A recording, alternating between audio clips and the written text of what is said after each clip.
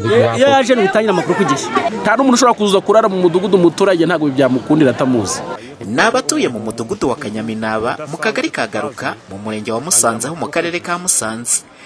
Bamwe mu batuye muri aka gace kari mu ntanzi za parike y'igihugu y'Ibirunga bavuga ko bamaze gusobanukirwa ndetse no gucengerwa no kwicungira umutekano ku buryo nta waza gusenya ibyiza bagezeho ndetse n'umutekano ngo bamwemerere ko yinjira mu mudugudu batuyemo. Ko abaturage tuzi icyo dushaka n'icyo twifuza kubera ko twebwe twamaze gusobanukirwa abaturage dufatanya n'ingabo z'u Rwanda kandi dutangira amakuru ku gihe.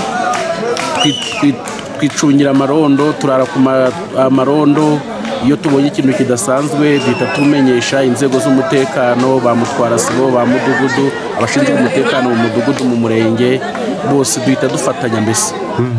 Turi ubumwe bukomeranyije. Ntabwo byashoboka. Rwose nta hantu yamenera, ntaho yanyura, abaturage turi umwe, twarasobanukiwe, nta n'umuturage iyo umuntu abonye akantu nubwo kaba kadasanzwe nta n'umuntu ushobora kuza kurara mu mudugudu umuturage ntabwo byamukundira atamuzi. Ahita atanga amakuru kushinzwe umutekano mu mudugudu. Tubonye umuntu mu mudugudu udasanzwe tutazi dutangira amakuru ku gihe.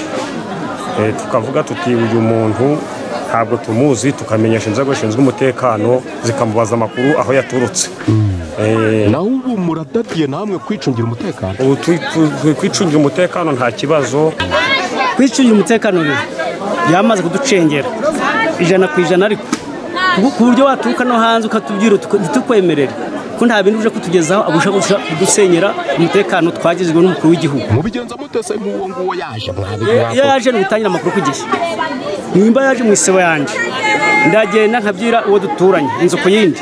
Hano hari umuntu waje tari kumenya neza ariko ari kuvuga amagambo aterekeranye ndagira ngo nawe uze umurebe. Minisitiri w'ingabo z'u Rwanda Juvenal Marizamunda ubwo aheruka gusura aka karere ka Musanze akaganiriza abatuye muri aka karere by'umwihariko abo mu mirenge ya Musanze na Nyange, yabibukije ko ubufatanye bw'inzego z'umutekano n'abaturage ari ryo pfundo ry'umutekano utajegajega.